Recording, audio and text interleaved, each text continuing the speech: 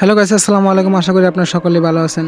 আপনারা সকলেই জানেন যে আসলে আমার একটা মৌমাছি চাক আছে, আমার 2টা মৌমাছি চাক আছে। আর এর জন্য হঠাৎ করে এসে দেখি যে আমার মৌমাছির এই চাকটা দেখি যে ভেঙে গেছে, বা যে চাংটা বানাইছিলাম চাংটা ভেঙে গেছে। এর জন্য ঠিক করার জন্য আমি আর আমার ছোটো ভাই আসছিলাম এই জায়গার ভিতরে, যে মৌমাছি চাকটা ঠিক করার জন্য। এই যে আপনারা দেখতে পারতেছেন এই জায়গাটা অনেকগুলো ভেঙে গেছে। তাই এই যে দেখেন নিচের ভিতরে একটা বাঁশ লাগাইছি, 2টা বাঁশ লাগাইছি। আমার ভাই ধরছে এদিকে আর আমি লাগাইছি। আর কি কাম হঠাৎ করে দিয়ে একটা মৌমাছিতে আমার ছোটো ভাইয়ের চোখটার ভিতরে যে কামড় লাগাই দিছে। যেহেতু কামড় লাগাই দিয়েছে, মৌমাছি কামড়ে খুব ব্যথা লাগে, খুব ব্যথা করে। আর এর জন্য চলে আসলাম ঘরের ভিতরে চোখের ভিতরে মধু দিতে। যদি মৌমাছি কামড় দেয়, যে জায়গায় কামড় দেবে ওই জায়গার ভিতরে মধু লাগাই দিলে ব্যথা কমে যায়।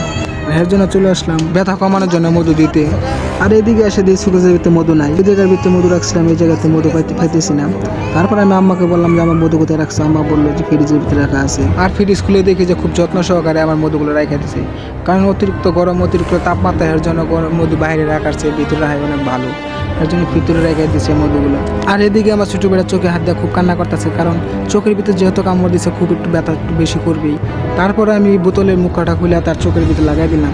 দেখতে পারতেছেন আস্তে আস্তে তার চোখটা ফুলে যেতেছে। যেহেতু মৌমাছি কামড় দিচ্ছে, একটু চোখটা খুলবে, একটু না ভালোই খুলবে। কারণ আমি যে সময় এই মৌমাছিগুলো ধরতে যাই তখন আমার চোখের ভিতরে একটা কামড় দিয়েছিল। আর সেই কামড়ের ব্যথা আমার প্রায় ঘন্টা 2-এর মতো ছিল। আর আস্তে আস্তে আমি আদিবাসীদের মতো হয়ে গেছিলাম, মানে গাঢ় হয়ে গিয়েছিলাম। আর যেহেতু চোখের ভিতরে কামড় দিচ্ছে, মুখ একটু ফুলবেই, কারণ মৌমাছি কামড় তো একটা বিষাক্ত কামড়। আর হ্যাঁ, কে কে বিষাক্ত কামড়গুলো খেয়েছেন সবাই একটু কমেন্টে জানাবেন। আর এদিকে দেখতে পাচ্ছেন আমার ছোটো ভাইদের কাঁদতে কাঁদতে এক মুখে লুল পড়ে যেতেছে। আর এদিকে আম্মা এসে হাত পা কাজে তাকে বাতাস করতেছে। আর হ্যাঁ, এখানে কিন্তু আমার একটা মৌমাছি জাগ আছে। এই যে আপনারা দেখতে পাচ্ছেন এই বাস্কটা, এই বাস্কটার ভিতরে আমি ঈদের পর দিন আমি মৌমাছিটা পড়েছি। মানে এই মাছিটা ধরা হয়েছিল হলো কারেন্টের খাম্বার ভিতর থেকে। আর এই মাছিটা ধরতে গিয়ে আমার কোনো কামড় লাগে নাই বা আমার কোনো ব্যথাও লাগে না। আর যেহেতু আমার এটা নতুন মাছি, তাই আমি এখন পর্যন্ত এই জায়গার ভিতরে মধু আমিও সংগ্রহ করে নাই।